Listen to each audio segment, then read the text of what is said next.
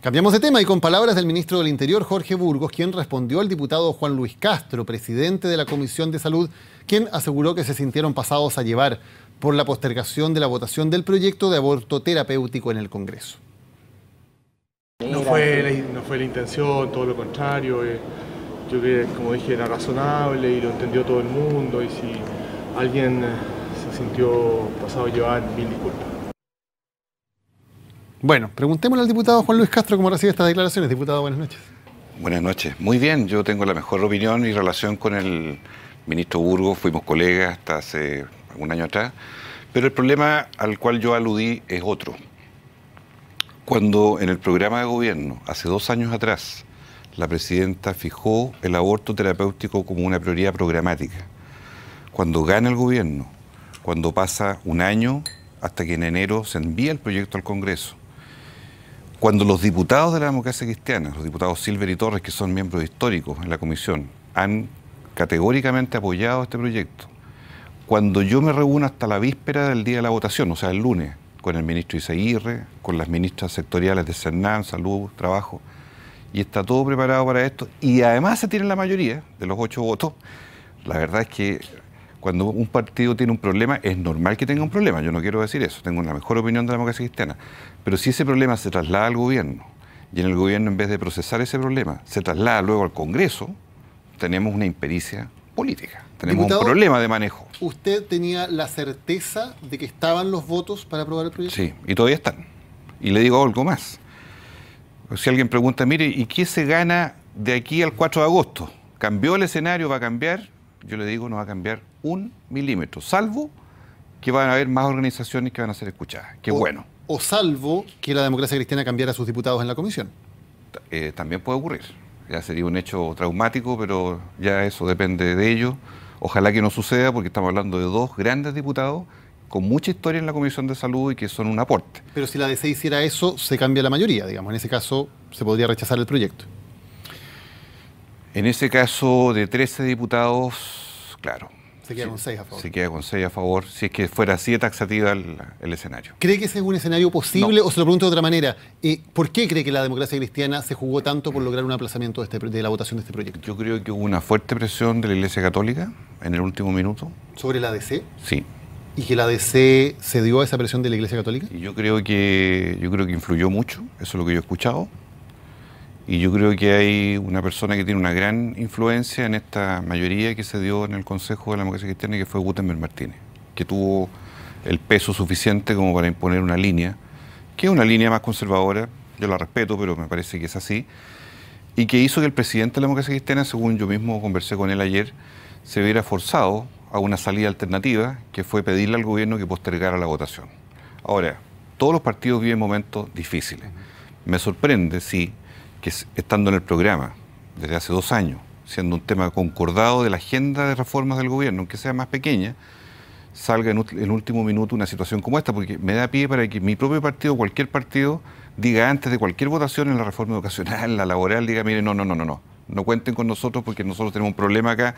Entonces el derecho a veto se instala como una forma que es indebida, a mi juicio, dentro del estilo de gobernar. ¿Qué le pareció a usted que el ministro del Interior, Jorge Burgos, antes de que se llegara a este acuerdo que el gobierno pidiera derechamente postergar, antes de eso el ministro del Interior públicamente dijera que le parecía razonable lo que estaba pidiendo su partido?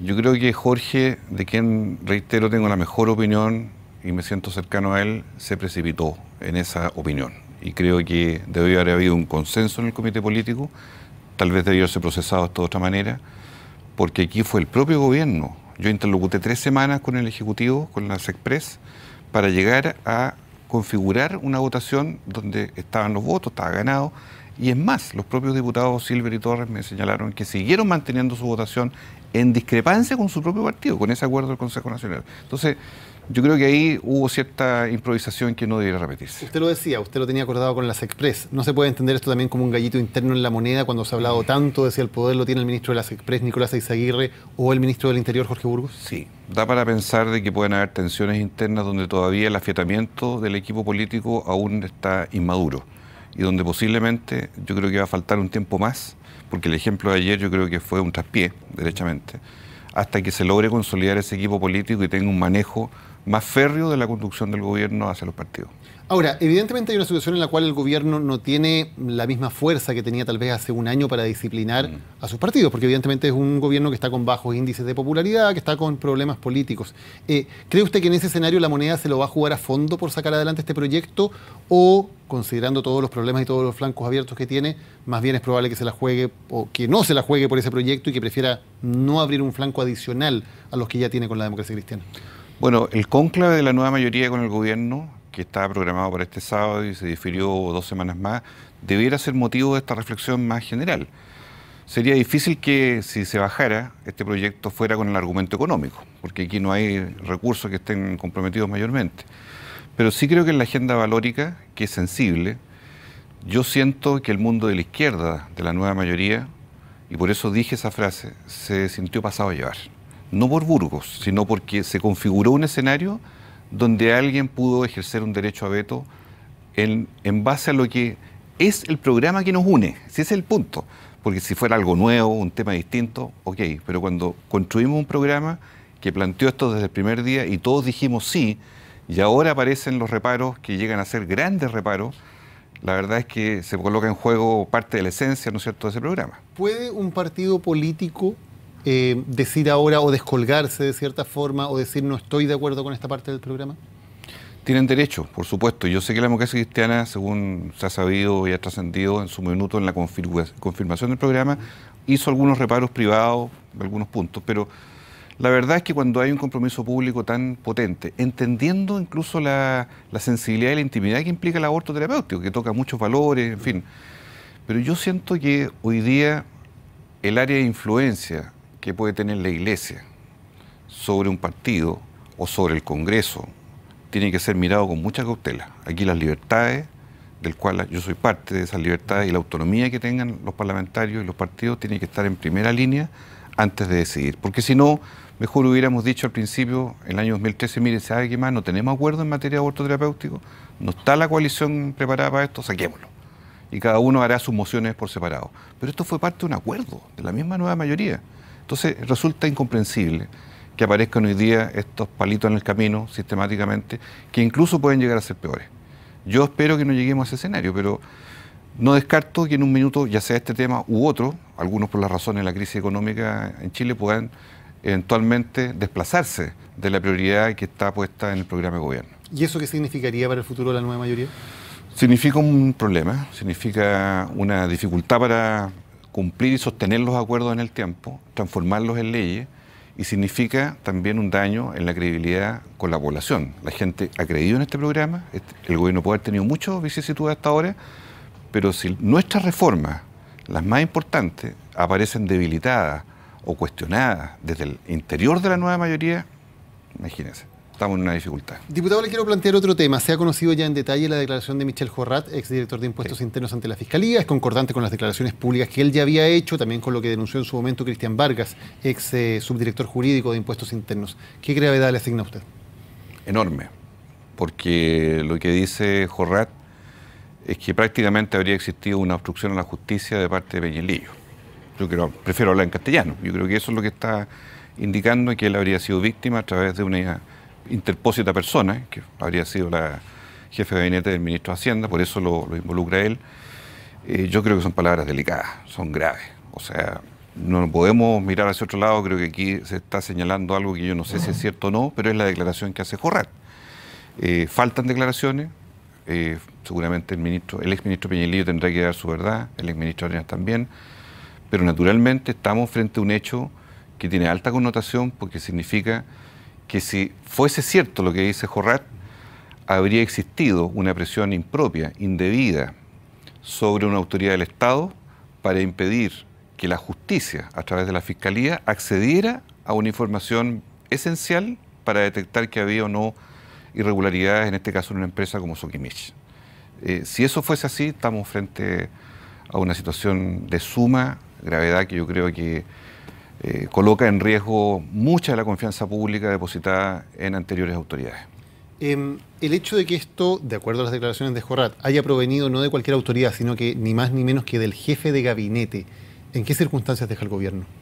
Muy mal, porque el jefe de gabinete podrá haber cometido errores, pasan muchos jefes de gabinete en los gobiernos, son cambiados, sustituidos, pero aquí, desde que estallaron los casos de corrupción hace 6 meses, está puesta la fe pública y el corazón de lo que es la agenda de la presidenta Bachelet en juego. Cabal, Soquimich, Penta.